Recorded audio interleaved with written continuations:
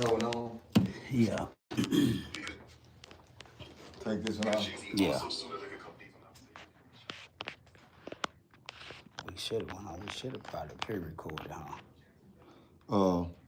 But I'm gonna bring a lot of traffic to your. All right.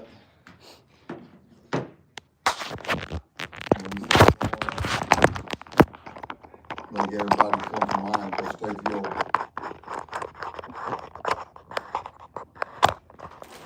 You know what I'm saying? I don't want to like that real quick on this one anyway.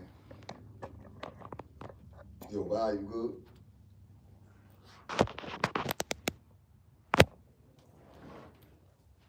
Baby, see nut, what's up with it? Gotta come in a little bit, think so.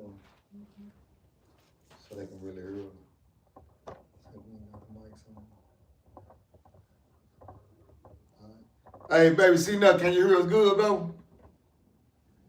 If y'all can hear us real good, give me a thumbs up, man.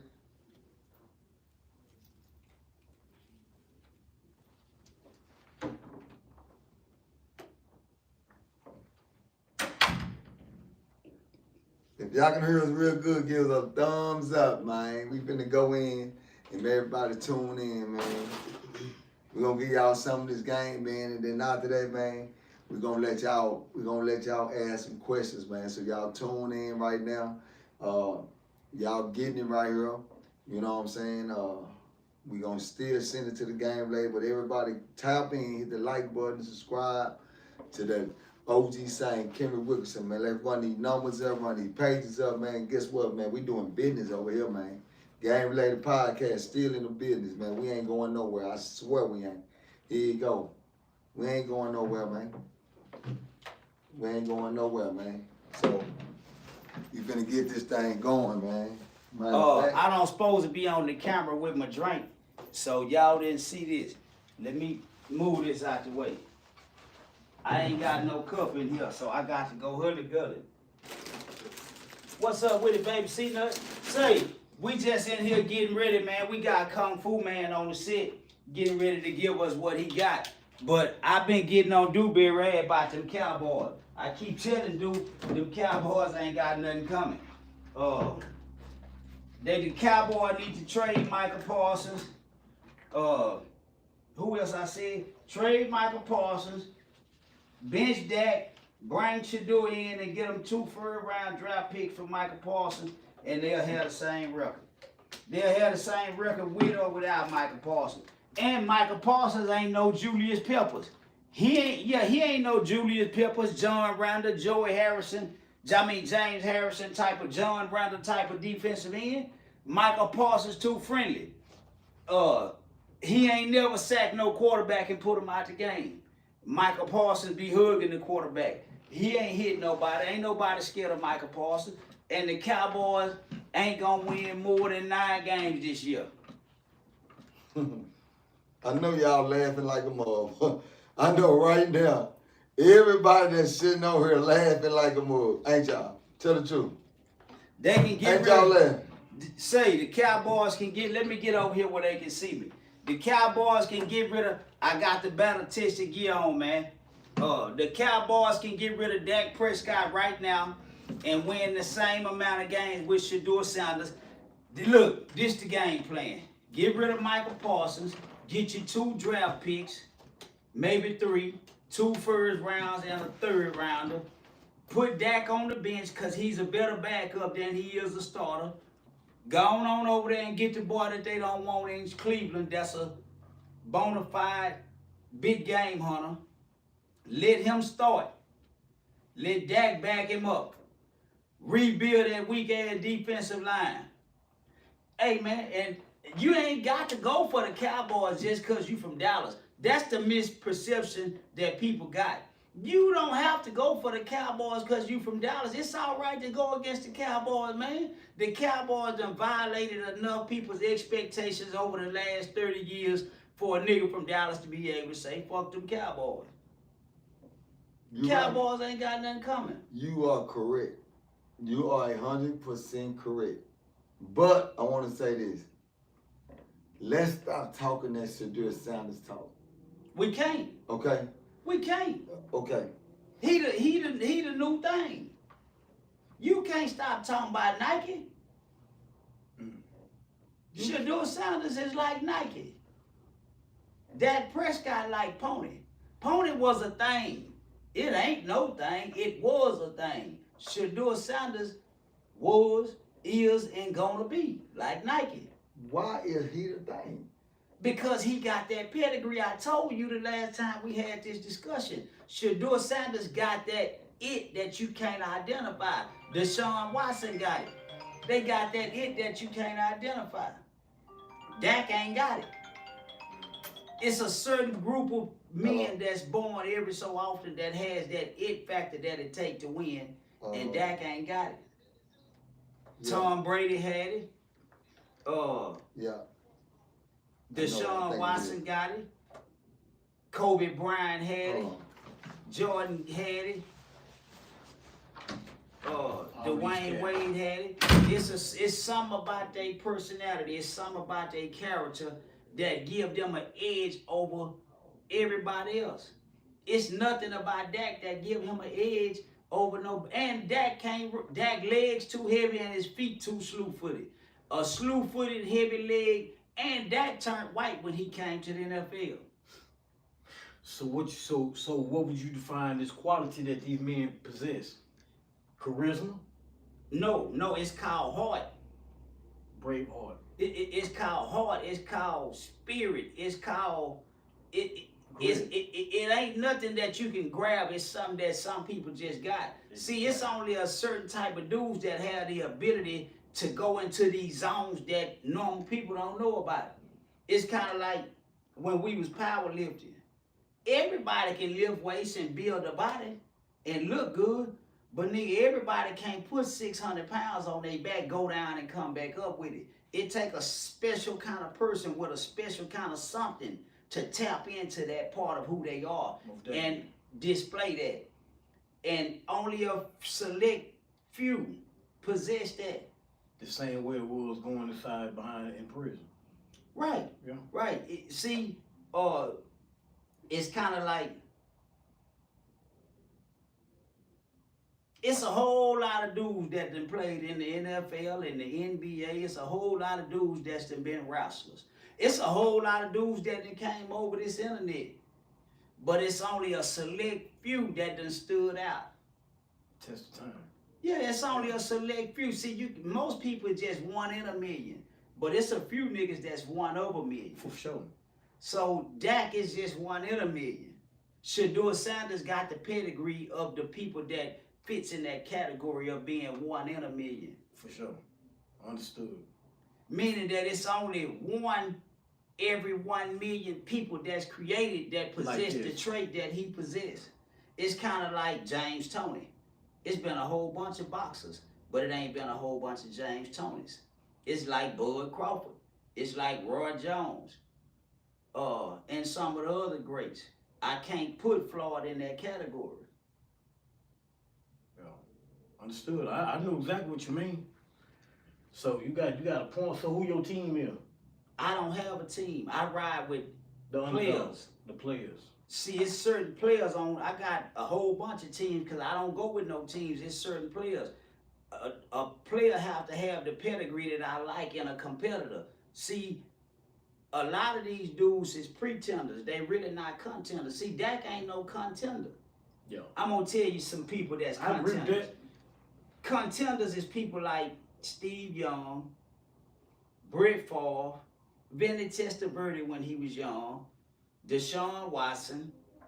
I want to say the boy down there in Houston, C.J. Stroud, Allen Iverson. AI. See, you know what I'm saying? These dudes, yeah, they was basketball players, but it's just something about their personality, something about their character that gave them something that all the other basketball players They didn't had a have. gift. Right. They had a gift. It wasn't just talent, it was a gift. And it wasn't nothing physical. Yeah, right. Because when you looked at them, it's like, man, even Maurice Jones-Drew, Yeah. Warwick Dunn, Eric Metcalf, Deion Sanders, Randall Cunningham, Warren Moon, Michael Irvin. Man, these dudes had a belief system about themselves, within themselves, that said, I'm better than you. They believed that, they acted on that, and they delivered on That's that. what that was. Dak ain't got that. Dak a white boy. I agree with that. He ain't I got agree the with that. mentality of a nigga that dominate. He got the mentality of these new wave kids that just participate. Just like that. Yeah, he just happy to be participating. Man, you got to be made of the pedigree that'll give you the willpower to dominate, not participate. Yeah, Dak ain't no dominator, he a participator. Just like that. Just like that. Yeah, so I don't give a damn. He don't dominate, he participate. Yeah, he don't That's dominate, just what he he is. participate. But yeah, me and Dude finna start doing this sports talk because he think he a sports guru. I don't even study sports. I know people. I don't have to know nothing about the team. All I got to do is look at the person that's leading the team. It's like the white boy over there in Cincinnati that come from LSU. I can't think of his name. He got that pedigree. Baker Mayfield? No, Baker Mayfield. What's the white boy in name? Tampa Bay somewhere. Baker Mayfield, he won blunt away from being a dope fiend. Yeah. Not Baker Mayfield. Man, what's the white boy name in Cincinnati? Come from LSU, the quarterback. Like you, I don't be keeping up with sports. I can't really think his name. I have to look, but he a bad motherfucker. He got that pedigree that it take to win. So he gonna be the sports analyst, the expert, and you are going to be the expert in reading people's characters to determine if they're gonna be successful in the football field. I can look at the character of the person and tell if he possessed the trait that it take to be a winner. Dude just a Cowboy fan, and he only a Cowboy fan because he from Dallas. He really ain't a Cowboy fan. He really would like to go against the Cowboys, but the traditionalism of people being from Dallas won't allow him to do what his logic tell him to do. He do what his heart is misleading him to do. And he wanted them, see, Dallas, the Cowboy fans, they'll go with the Cowboys just because they feel obligated to go with the Cowboys because they from there. They'll know they gonna lose. That's why I like going against the Cowboys. He gonna do what his heart mislead him. Yeah, his heart gonna mislead him to go with the Cowboys, even though he know they are a much more inferior team, got a much more inferior quarterback, but just because they represent the city that he have an allegiance to, he gonna lose his money. So I'm looking for him and his kind. I'm not a gambler, but I bet against them kind of people. So you looking for him and his kind? I'm looking for him all season long. Yeah, all season long.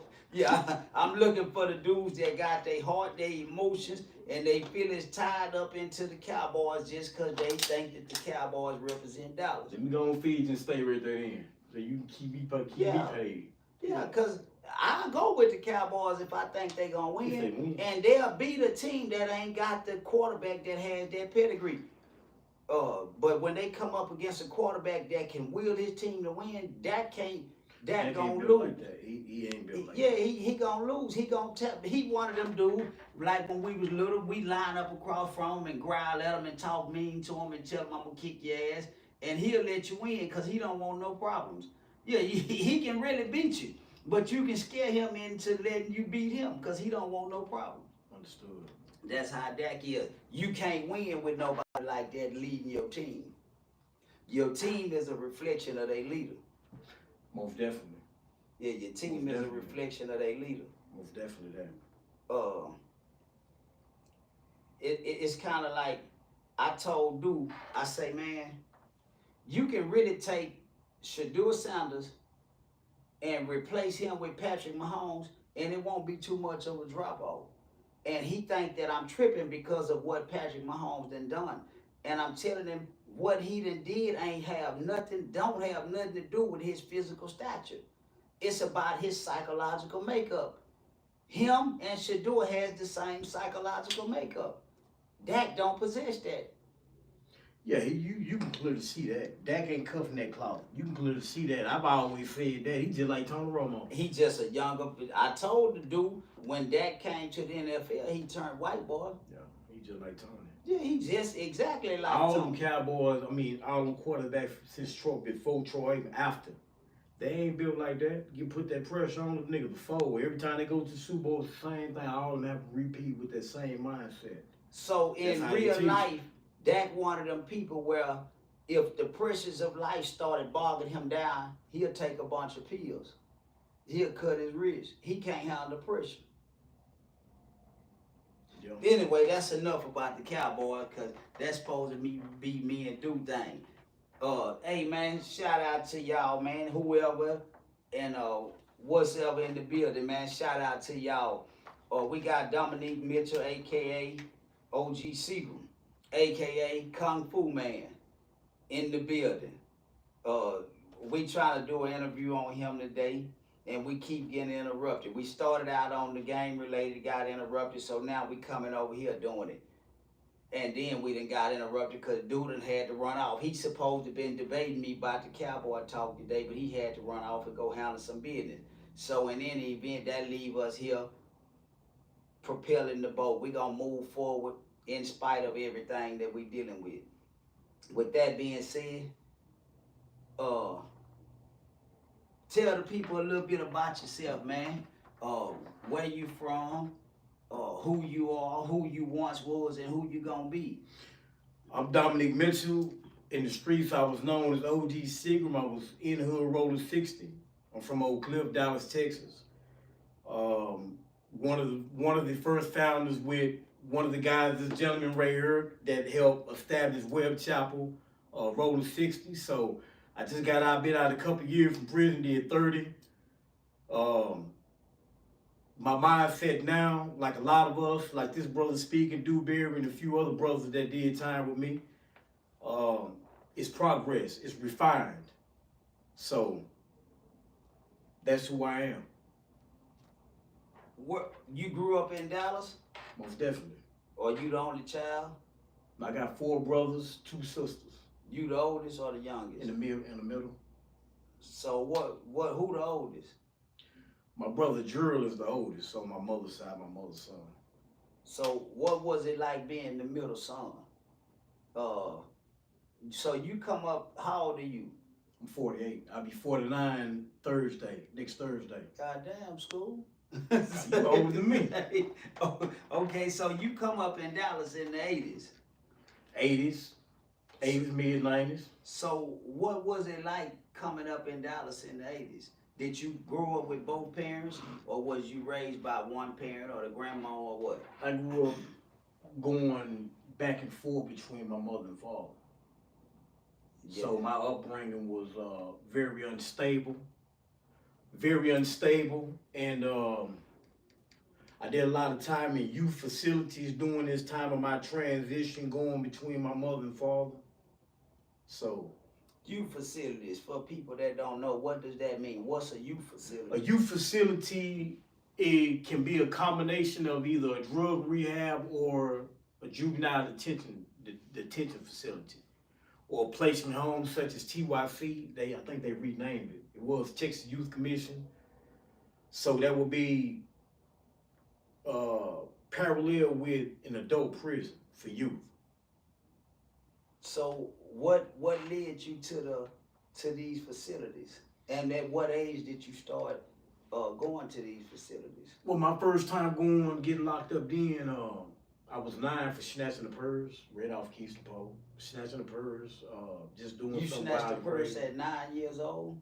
9 years old. What was the motivation to snatch a purse at 9 years old? Because most 9-year-olds ain't thinking about snatching no purse. 2 reasons, combinations, trying to get paid and having fun. In your mind at 9 years old, in my mind at 9 years old, snatching the purse, it was. Where did that thinking come from? Where did that type of value system, how did that become a concept or an idea of fun to you at 9 years old? Because early in my youth, I learned how to steal to one of my older brothers. You learned how to steal? Yeah. To one of your older brothers? Yeah, he used to take me out when he go out and steal 1, 2 o'clock in the morning. That's how I learned the skill of stealing. What stealing? What type of stuff? Mopeds, bicycles, household appliances, weight sets, anything that wasn't bolted down, he was getting. And what y'all used to do with this stuff that y'all stole? I don't know what he did. I ain't had the mindset for that. I was just helping him bring it back.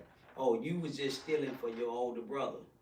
Did you get anything for stealing, or you just was stealing because your brother told you to get it? I mean, you know, I got the things that a child would want at that age, you know, little toys, a few gadgets here and there, but in retrospect, it ain't what I would do now.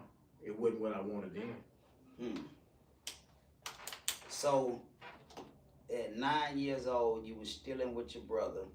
You was going back and forth between mom and dad. What was it like living with dad opposed to living with mom? My mom was a little bit more stable. She was more stable. She had lived in a quiet. Her environment was more quiet. It wasn't rowdy. It was just me and my older brother, my older sister. The difference between living between her and my pops was living in the house with a stepmom that was mentally abusive. A stepmom that was mentally abusive in the house with dad? Yeah. Okay. So the difference between the two was one a little bit more peaceful and one was stressful. So when you say a stepmom that was mentally abusive, can you explain or expound on, give us an example of mental abuse from a stepmom? Imagine, let me put it to you this way. You take a person who has married a man that has a child that highly favors him. She, in turn, puts up with a lot of things that a child is unable to process and or see that's going on with his father. She takes it out on you because of his misbehavior. That's what I mean by mental abuse. Meaning that the stepmom would take her attitude or her discontentment with your father out on you. Because he didn't treat her the way she wanted to be treated, she would take it out on you. Pretty much. And how did that make you feel? Angry, resentful. Because at that time I started running away. Is that what motivated you to commit some of the crimes that you committed? It had a lot to do with it. It had a lot to do with taking to the streets and committing some of the crimes because at that point of running away, I was living on the streets, literally. And how old were you around during this time? 9, 10 years old before. This is like a year going into before I started gangbanging. So would you, so was your dad aware of the fact that this was being done to you, or you think he was oblivious to it? You, in my intelligence, I feel that he knew. And I feel that he knew, and there was one reason why he was much more vacant, because it would allow him to not only do his thing, but avoid taking accountability for what was going on in his house. And how did that make you? You thought like that at 9, 10 years old, or now looking back on it? Looking back, because at the time I knew it's certain things that even as a child would know that don't sit right. You know when things don't sit right. You may not be able to articulate and put your finger on exactly what it is, but you know when things don't sit right. Yeah, I agree with that. So, would you say that the feelings that you felt as a result of processing this is what motivated your criminal behavior? When you committed these crimes, how did you feel? Was that a way of getting back at her, or getting back at your dad? No, I wasn't a way to get back at nobody. I was trying to find who I was. I was trying to find my path in life at this point. I didn't give a damn about that no more. So you just blocked that out and started moving forward? Pretty much. So how long did it take you to figure out who you were? It took me up until the age of 36 while incarcerated to find out who I was. From 9 to 36, you didn't know who you was. Understand what I mean? We all have an idea about your name. Who are you defined as according to other people's expectations? But you don't know you. To prove it, a man and or woman, a person's mindset don't get developed until what age? They mid to late 20s. To their mid to late 20s. Now, if you take someone who's already Sometimes later than that, depending on how retarded you are. sometimes later than that. Yeah. So if you take the idea that you are growing with no guidance with how the mind works to properly define yourself and who you are, how will you be able to get to it? You are already going through red tape to get rid of some things to find out who you are without the unadulterated BS. That makes sense? Right. So 9 to 36 till I find out who I was. Damn, dude, that's a bunch of damn years to go. But I mean, and I'm saying that not in reference to you, but just in reference to us, because a lot of times we didn't know who we are, don't know who we are, and will never discover who we are. Because for the most part, most of us live a lie. Most definitely. And we have become content with living a lie. Most definitely. And we play to be something that we not because we don't want to do the work to discover who we really are. Most definitely. And it's hard work. And it takes time. And it takes time.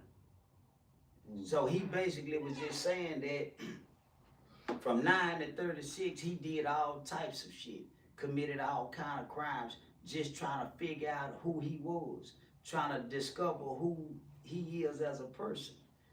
And he didn't figure that out until he was 36 years old, but it started at the age of 9. Think about this. Nowadays, we see a lot of stuff happening with young black men. Right. A lot of the stuff we do, we consider it a rite of passage into adulthood. Because a lot of the things that our ancestors possessed as a rite of passage going into manhood was taken away from us. So we join gangs, we get off into other activities, the other things that we replace for rite of passage, and a lot of times they end up going to prison. That becomes a rite of passage for us. To prove it. Man, I've been to the pen. I done made my bones. Now they use it. How many souls you got? If you've been to prison and you have a lot of souls, that accords everybody a lot of rank. That gives them a certain level of prestige. It's no different from how we were in our youth. It's just a little bit more pronounced now. Let me ask you this. I'm glad that you brought up gangs. What did the allure, where did the infatuation or love of this gang life come from? Just with the words you use. If a person such as myself being tossed to and fro with no stability, and during this time I had met a lot of guys that were, from my hood that gravitated towards me, that looked at me like a younger brother. They showed me the compassion, the care that we would think that people who have our best interests are all will show us. So I looked at them as like my family. So it really was a substitute for the yearning of the real thing. We couldn't get it from these real affiliates, associations, meaning our mama, daddy, brother, sister, cousin, and extended family. So we went and created concepts of family. That could play a part, but just with us, we just had it in us to be something different. I just had something in me to be different. I became like the black sheep of my family, quote unquote, but I was content with that. I was a little bit rowdy. But I want to speak on something. The age of 9 years old, and you said that you didn't find yourself until you turned 36 years old. 36. I don't think that you was trying to find yourself. You was just trying to enjoy yourself. Because as a kid, what are you trying to find? Who you trying to become? So this is one of the things that was different for me. And to give you an idea about what I mean, oftentimes you heard the elementary school teacher would ask you, what you want to be when you get older, what you want to be in life. Mm-hmm. For a lot of us, we want to be Marvel heroes. Mm-hmm. That's why a lot of us want to be Superman. Some people want to be Batman. That's what I mean by wanting to know who I was. Okay, you didn't have knowledge of what you wanted to be in the future. But I knew I wanted to be something, I just didn't know what it was. Okay, so that's what I mean by it's a development process. It is. At the age of 9, we don't really know what we want to be until we heard certain people start saying certain things. Because just speaking on my perspective, I never ran across a lawyer at the age of 9. I never ran across a doctor at the age of 9. I never ran across a businessman at the age of 9. At that time, I ran across guys that was trying to become something for as the street life. Most definitely. So the reason why I'm saying that is we only want to become what we see. True. And what we think is here. You see what I'm saying? True. So it's not that you didn't find yourself, it's just that you wanted to become what you got influenced by. That has a part in it, but at the same time, I want to be like Superman because I was influenced by what I was seeing, and it's just real life scenario. Because we always want to be something greater than what, even if we don't think in those terms, we want to be something more. We see our friend with a new bike, we want that. Yeah. Right? We see somebody around us with something new pair of Jordans, we want them. I want some of them. So the identity with physical things, tangible things, plays a lot with, as what you just said. We want to emulate what we see, right? So a lot of stuff I was seeing up to that point of 9 was stuff that I was just explaining to you. I want to be a superhero. I want to be a martial artist. My mom would tell you right to today. I don't know where that boy learned all this stuff. When I run around this door on this ground, flipping and rolling and playing with swords. It was already in me. It was in you to be combative. Nothing can come out that ain't in. Understood. That's why certain dudes don't have an infatuation with the gangster lifestyle, because it's not in them. Certain dudes don't have an infatuation with being a player because it's not in them. Some dudes will say, no, man, you don't treat, but they just automatically know you don't treat women like that. And then there's other dudes that know, no, I treat women like this because what's in is gonna come out. Most definitely. If it ain't in there, you can't bring it out of there. Just like with certain girls. It's certain girls you can't influence to be no hoe. Most definitely. Because that's not in them. It's only certain types of girls who you can encourage, stimulate, motivate to be a hoe. True. Because that's what's in them. The other ones, you can't bring it out of them because it ain't in them. But, okay, so I don't want to get stuck there. Let's move. What time it is, dude? Oh, we got, it's 6:35. All right. So, from 9 to 36, that's 27 years of finding yourself. Where were you when you found yourself? I was incarcerated on Beto 1. And Texas prison. what was you incarcerated for? I caught a murder case. I was incarcerated for murder. At what age? 17. And you was incarcerated for murder at 17. And what was your sentence? 45 years. So you had a 45-year sentence at the age of 17. How do you even get your mind prepared to go on a 45-year journey at the age of 17? You can't. So what did you do? There is think about this statement where they say when you in Rome, you do as Romans do. For a lot of people, such as myself, I got all the wrong information in prison. I became a savage. Hold up. Before we go into that, was the person that you killed, was they trying to kill you? No. So what motivated you to kill, to take this person's life?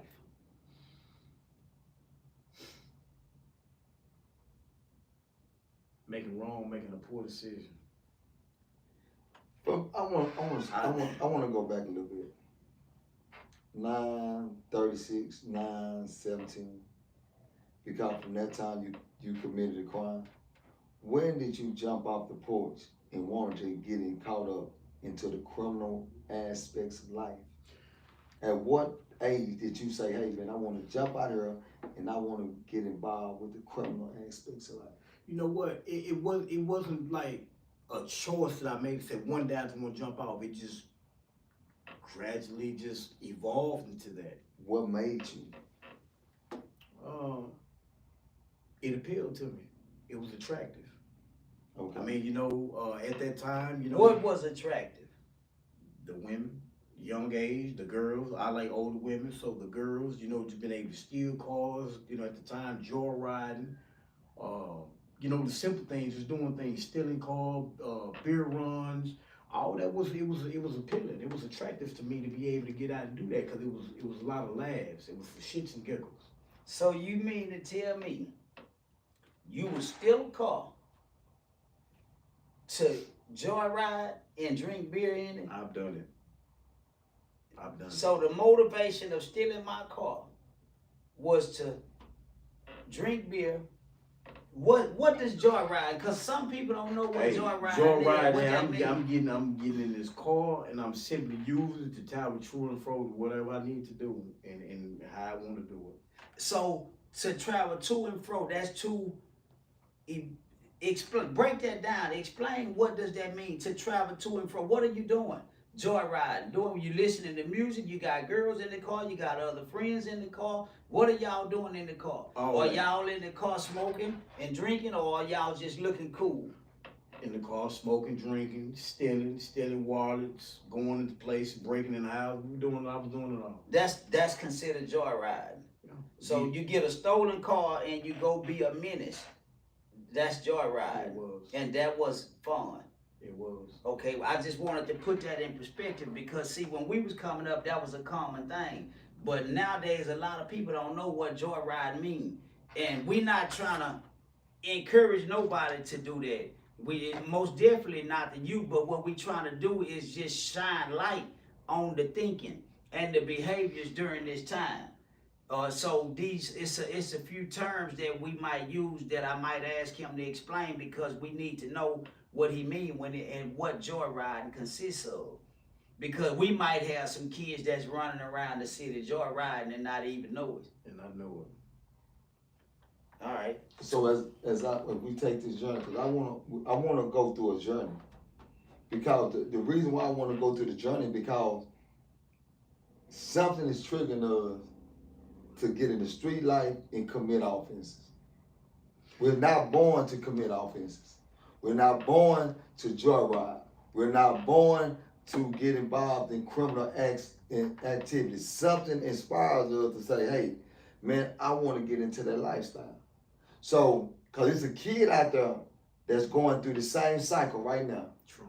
So, when I speak to you, I'm saying, and I'm asking you these questions because I really want to know what made you say, hey, man, my big brother out there, he into the gangster lifestyle. And he messing with all the girls I like. See, sometimes that influences people to commit crime. It does. Sometimes my mama starving. We struggling. I'm watching mama go through this and go through that. So I'm finna go out here and commit some crime so I can bring it back home to feed my family. So it's different aspects of a person's life that makes them say, hey, I want to jump off the porch. I might just want to be accepted. Most definitely. And sometimes I might just be influenced by what I'm hearing. See, we like to try to downplay the effect of the music. We like to, because see, I remember when we was doing certain things, people would say, man, that music is destroying our kids. And we would get defensive and say, the music don't make me do nothing. That music ain't, but like I know, it's music for every and anything you want to do. It's player music, it's gangster music, it's jacking music, it's baby making music. You know what I'm saying? You got music for any state of mind that you want to go into. Because music talk to the soul. So go ahead, dude, because I just wanted to throw that in there because we can't disregard and excuse that. All that play a part. Because see, a lot during some of these years, me and him was together. Mhm. And it's certain kind of music we used to listen to. It is. So I want you to go back, think about that, and go back and bring that to us, because see, we just take for granted that we hear our kids listening to music talking about I slid on the road up on all that. Oh, that's just music. That's just a song. No, that's not just no damn song. That's a sense of programming. It is. You can't keep on repeating this into your mind and think it ain't gonna affect your conduct. Because what goes in has to come out. For sure. So go ahead. No. I mean, that's what we want to do. So it's a combination of things, bro, when you ask that question, because I can recall a particular incident at a 7-Eleven right here on Keystone Post, right there by, they call the school, it was Jefferson Davis then. Lady and I got a cousin named Slowpoke. A lot of people know him, Patty. I had left his house and I'm walking to this 7-Eleven, and there was a cab driver right here. I'm coming out, he dropped, what they call those things? A money clip. Yeah. Money clip with some money. I looked down, I scooped right on up. Now, some people have been like, well, you should have gave it back to the man. I got a loss in his heart at this point. I'm not trying to give nothing back. I'm out here trying to survive. I'm already going in grocery stores stealing to survive. I'm living in vacant apartments with a hot plate. So, a lot of the music. How old was you then? This was like right going into my age by 10. So why was you in vacant apartments with a hot plate? Because I was living in the streets. That's why I tell people now, I was living in the streets where older people live now. I've been through that. I was living like that because I was running away from home. Oh, you ran away? I was running away from home because of what was going on. So, mind you, I said, 9 years old, I'm running. 10, I was already gone. What made you run away from home? I'm gonna tell you this story. I'm gonna tell y'all this story. I came from school one day. I was going to an elementary school, Morgan B. Anderson.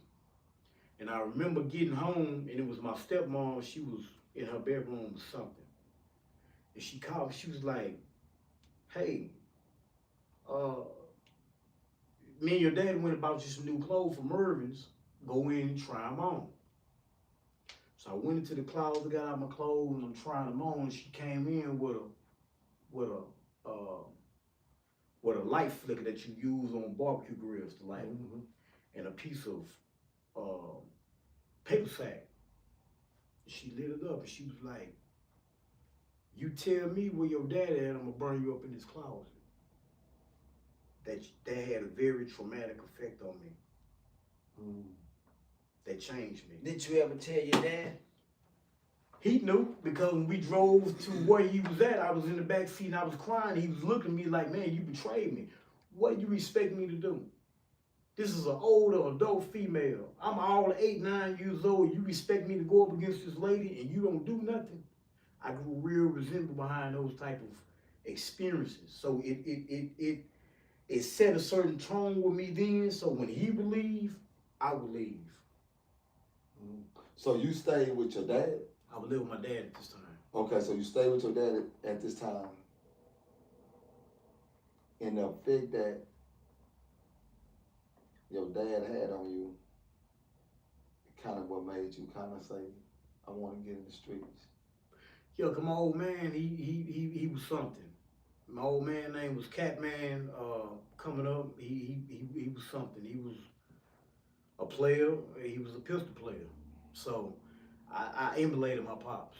Did you ever so what mama? My mom lived in Garland. We good. She lived down in Texas. So at that time, you chose to go with your father or mother or? That's partly, yeah, and then there was a part that had something going on with them. So you was back and forth. You would be with dad sometime, you would be with mom sometime. If dad pissed you off, you go with mom. Or if mom pissed you off, you go with dad. No, it wasn't so much as pissed me off. They pissed each other off to determine who I went to. Oh, so. Because they never married. So at this point, my dad is married to my stepmom. My dad and mother, they never married. So, okay. So now we on this journey. because what we doing now we fishing. What we doing right now, this called group work. Group work is to find out everything we need to find out because we need to know who you are before you start committing crimes. Okay. See what I'm saying? Right. See, we got to know what created that mind to say, I want to go outside and commit a crime. Okay. So what we done find out is, it was a neglect. It's not that you didn't know yourself, it was a neglect. Once you made a decision to run out that house, because you felt like your mother, your daddy disrespected you by not taking care of his business with his stepmama when you was in that closet and you did what you felt like was the right thing to do because you did what mama told you to do. You did what elder tell you to do, and that is the right things. Because you're not a gangster. You're not a street guy. You's a baby. You's a kid. So you did what any kid would do. So once you felt betrayed and you feel like your daddy went against you, now you starting to transform your mind. Now this is where the transformation starting to come at. True. Now you saying, okay, let me run away.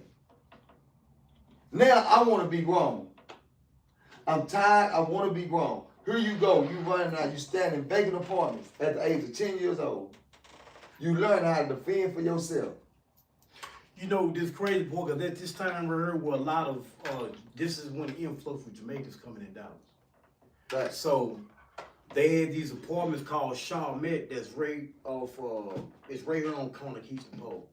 I became a lookout for it. That was my introduction to the drug game. Right? So everything was piece by piece. Gradually went over from the drug game to learning about the guns and then it actually into the gang banging. So that's the reason why I'm saying, because it's the transformation came where it's that you didn't know yourself. It's just that during your childhood, you had to become something.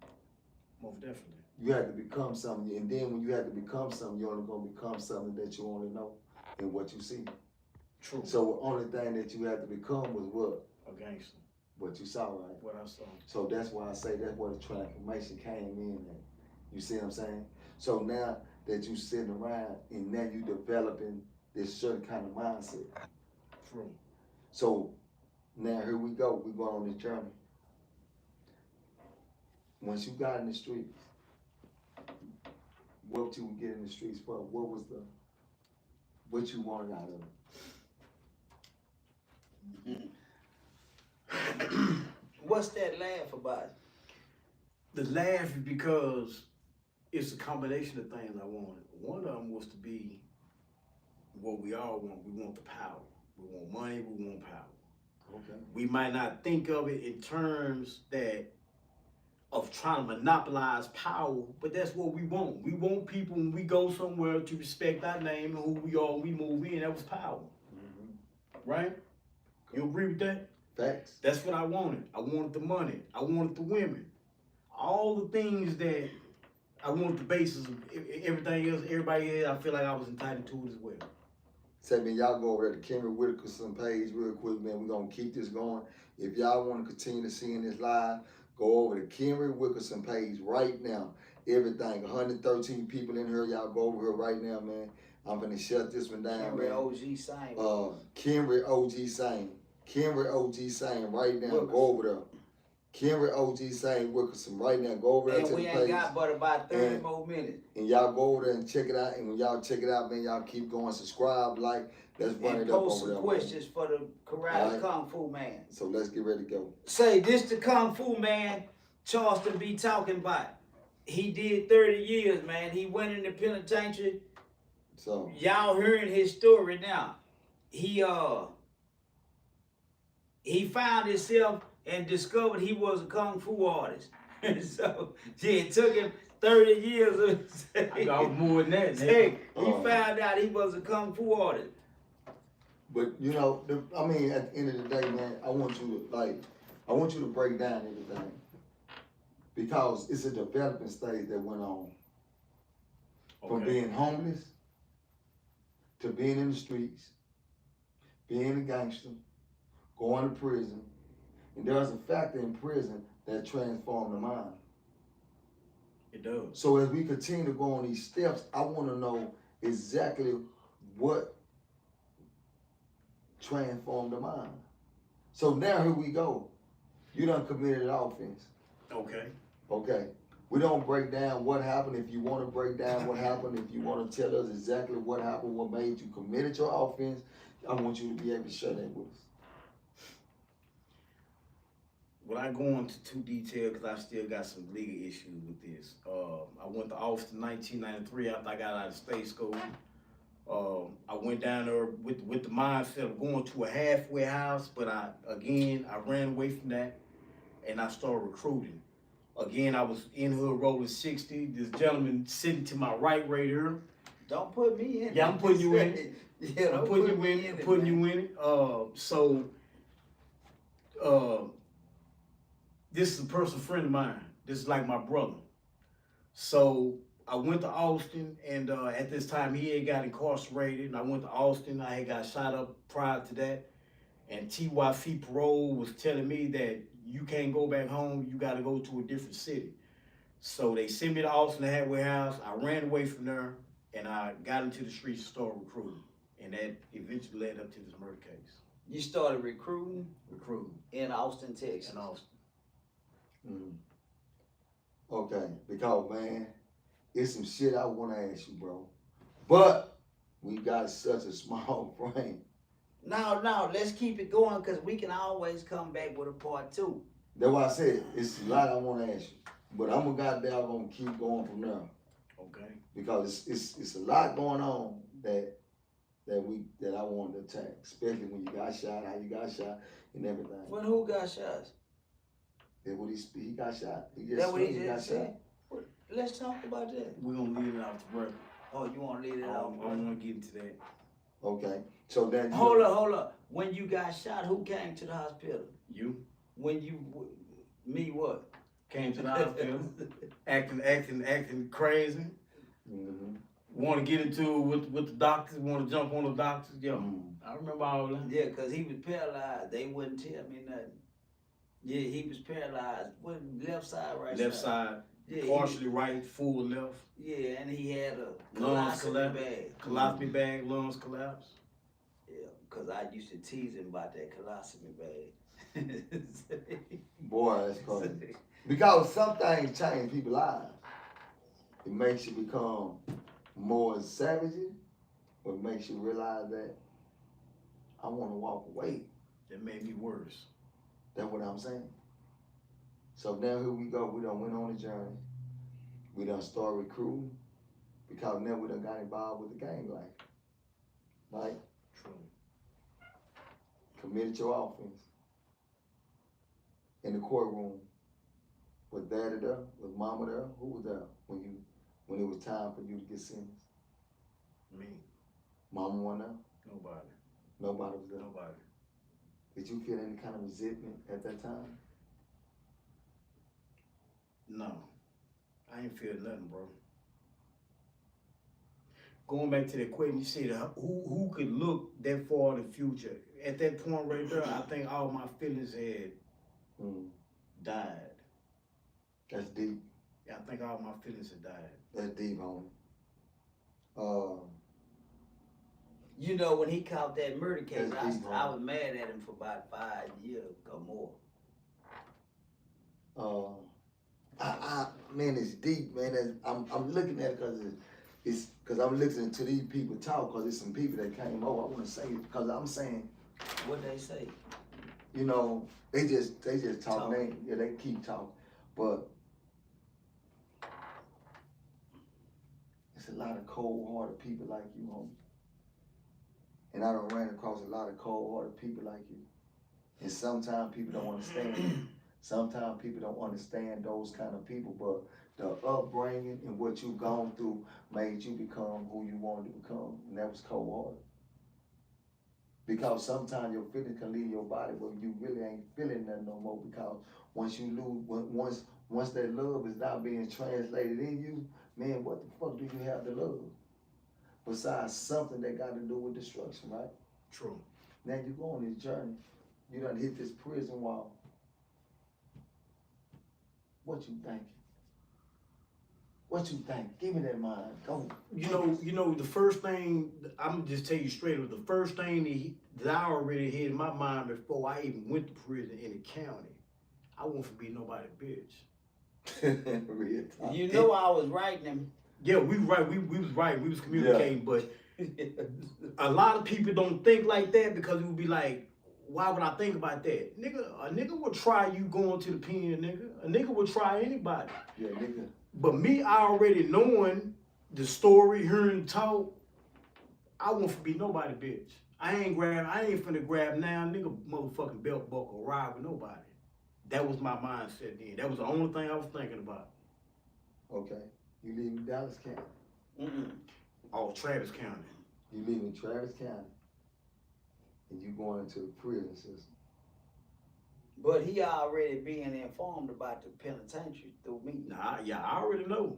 Remember, I've been through juvenile and all this here, so, you know, and then he's telling me, what you was at? On Robinson. On Robinson at the time, so. There is a difference between telling and living, walking on that walking goddamn walking road. that motherfucking blacktop. Cause I I was told about prison. I went through TYC, got off the bus, went to Ferguson, and nigga, I had butterflies in real motherfucking life. If a nigga say you ain't never had butterflies here, I don't. It's always, you a always gonna different have type some, of nigga. you always gonna have some nervousness. It's unknown. You always gonna Exactly. You don't know, so you ain't going in just fearless. You got questions. You know what's going on, what this look is, you know. So you looking, but in your heart you know shit. Whatever finna go down, it's just finna go down like that. Talk to us. Go ahead. You done got off the bus. Anybody got some questions? I done got off the bus. I done hit diagnostic. This was diagnostic was still Diagnostic. And we walking through and you seeing crazy shit, niggas looking at you crazy, you looking back crazy, and you hear the guards, females. Y'all hurry up and get these bitches out my hallway. Everybody head turn like, who is this bitch, talking crazy like this? Who?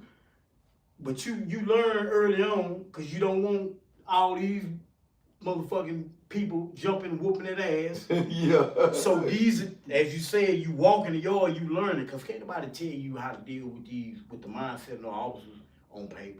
Mm-hmm. Yeah, when they call you Because bitch, prison is a different experience it's a for different everybody. experience for everybody. Thanks. Yeah, it's a different experience for everybody. It's a different experience. So, moving through that from the walls, the first room I hit was Bill Clemens. And that's where everything got the tone. Missouri? No, Amarillo. Oh, Amarillo. Because at this time, Vernon Hill. Vernon Hill, not Missouri. Missouri. He Okay. talking about the Amarillo. new Clement, Amarillo. Okay. Yeah. Is that where the youngsters at? Missouri is Missouri where is where the the young- Okay then. So up here we got, this is a fresh unit. We way up here in the sand dunes, West Texas, hot as hell. Crips and Bloods wasn't widely known in prison then, so that was a battle. Cause you had niggas talking crazy, saying shit about, I don't give a fuck about no Crip or what. So, that was another issue. First thing I got, like with the first week, I met this old school Crip dude out of Beaumont. First thing he do was show me how to make a knife from a clipboard. So I went to making me a knife and keep me a knife, keep me a lock. Mm-hmm.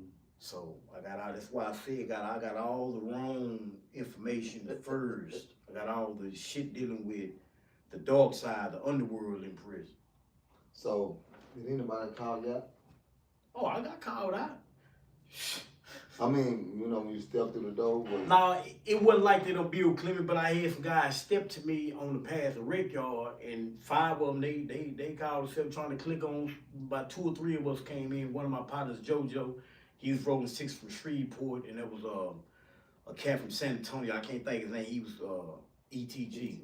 So we all get off. These cats here, they looking like, hey man, we gonna go on the path of Rec Yard. Shit, what you think happened? You already know. That's just how what's finna go down. I heard it finna set the tone. Talk. And that's what we did. Now here it go. We going through the journey because we trying to get up to karate, man. We try to get up to the years later. we try to get up to the Kung Fu master. So therefore, we try to figure out what made you become Kung Fu master. And hey, listen, let me just say this first of all. I did 18 seasons. Okay. I only met one karate nigga that had up. And he wasn't no goddamn good karate Because nigga. every karate nigga I know in the penitentiary got their ass. Kung Fu, karate, Kung judo, Fu. all that Kung Fu. shit. Every nigga I know that claimed to know some of that shit used to get their ass kicked. They probably did. I wasn't one of them. They probably did. I wasn't one of them. I probably whooped some of them. Yeah, every one of them I know used to get their ass. Because them niggas, they only could perform in their field of performance. They couldn't perform in a Real life combat. Yeah, real life combat. I was different. I was different. So, not to be, Yeah, because we had a nigga braggadocious named about it. Kickboxer. He had a black eye every 2-3 months. But that nigga hit that bag and recreate and spar, and you be like, woo. Boy, Well, he get in a fight and get his ass tore up. Yeah, you got some type A champs like that.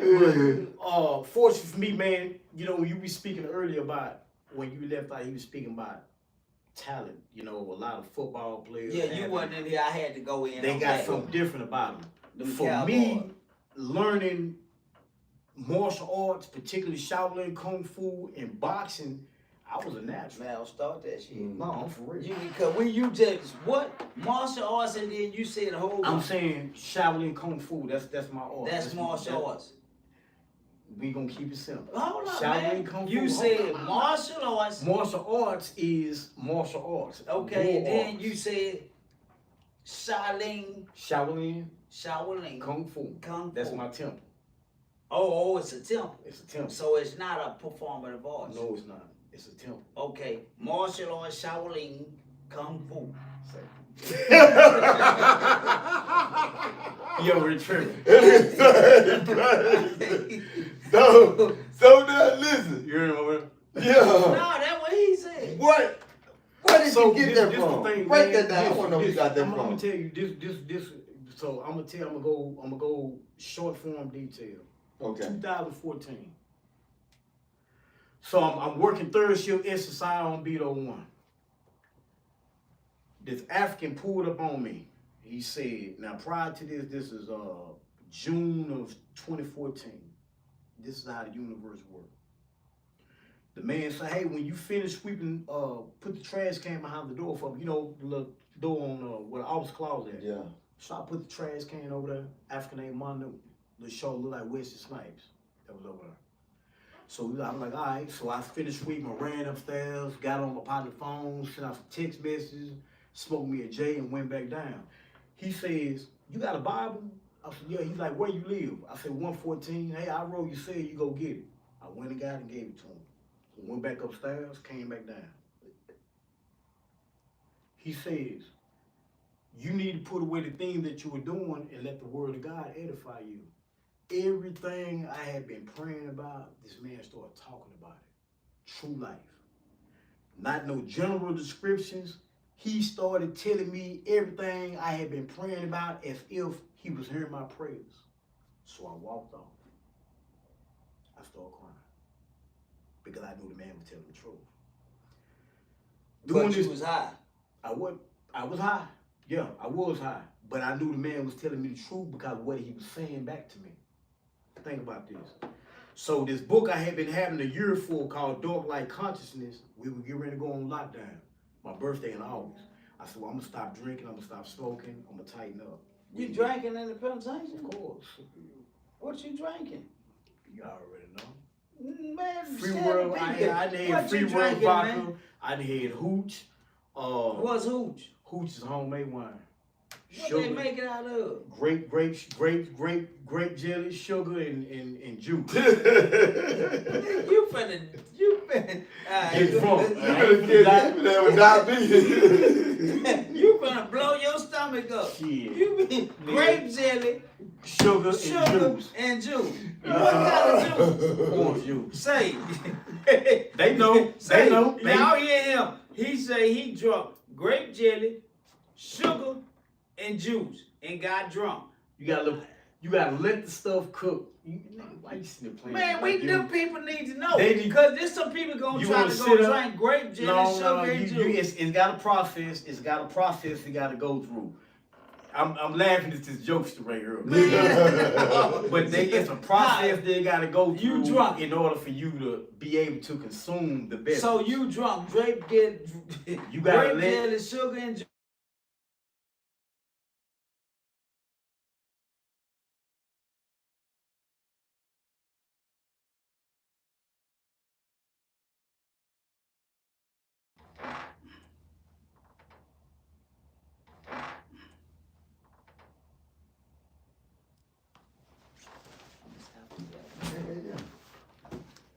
Man, listen, y'all. So getting up to the kung fu part, in a nutshell, an authentic kung fu master arrived on Beto 1 about 6 months after I had went through my this